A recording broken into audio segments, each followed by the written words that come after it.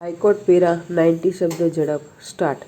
આ કામના આરોપીઓ વિરુદ્ધ ભારતીય દંડ સંહિતાની કલમ 302 સાથે વાંચતા કલમ 114 મુજબ તથા ગુજરાત પોલીસ અધિનિયમ 135(1) મુજબ શિક્ષાને પાત્ર ગુના અંગેનું તહોમતનામું ફરમાવવામાં આવેલ છે.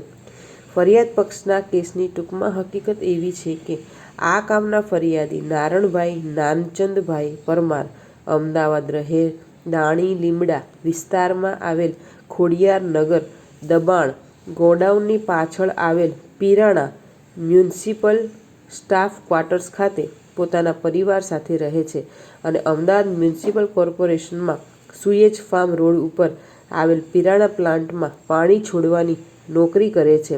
તેઓને સંતાનમાં 3 દીકરા તથા 2 દીકરીઓ પૈકી નાનો દીકરો ગુજરનાર જગદીશ તેઓની સાથે રહેતો હતો અને છૂટક મજૂરી કામ કરતો હતો.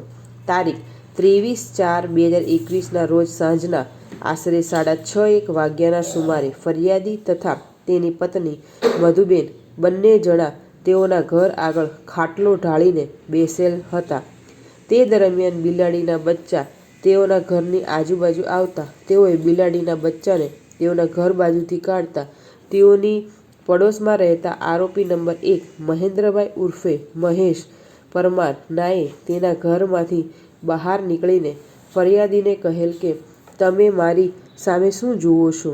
તમારે મારા ઘર સામે જોવું નહીં તેમ જણાવી ફરિયાદી સાથે બોલાચાલી ઝઘડો કરવા લાગતા ફરિયાદીનો દીકરો જગદીશ ગુજરનાર પૂરું જે તેઓના બ્લોકની નીચે બેસેલ હોય તે ઘરે આવેલ અને જગદીશે ફરિયાદી તથા મહેન્દ્રને સમજાવેલ અને પછી જગદીશ નીચે બેસવા સારું ગયેલ.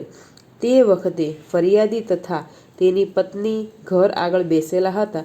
તે દરમિયાન રાત્રિના 9:45 વાગ્યાના સુમારે આરોપી નંબર 1 મહેન્દ્રનો બનેવી આરોપી નંબર 2 ભરતભાઈ વારસીભાઈ સોઢા તથા તેની બહેન કંચન ઉર્ફે ગળુ આવેલ અને તેઓ મહેન્દ્રના ઘર આગળ ઊભા રહી કહેવા લાગેલ કે મહેન્દ્ર સાથે કોણે ઝઘડો કરેલ છે, આવું નહીં ચલાવી લેવામાં આવે.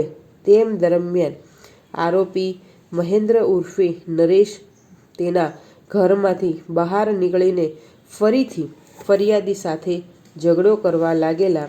ફરિયાદીનો દીકરો જગદીશ તુરંત જ નીચેથી ઉપર આવતો હતો.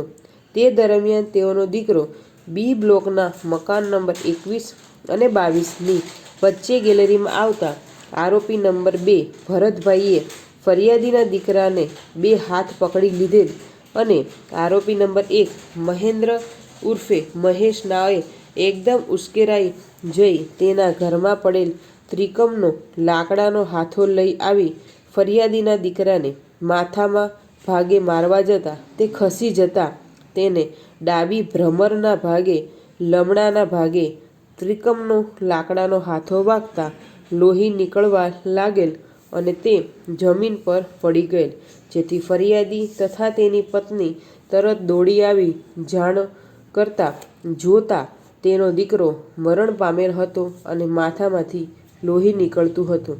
આમ ગુજરનાર દીકરો જગદીશના મરણ જરાની ફરિયાદ તેઓએ નોંધાવતા આરોપી વિરુદ્ધ ભારતીય દંડ સંહિતાની કલમ 302 સાથે 114 અને ગુજરાત પોલીસ અધિનિયમની કલમ 135 મુજબ શિક્ષા અંગેનું તહોમતનામું ફરમાવવામાં આવેલ છે.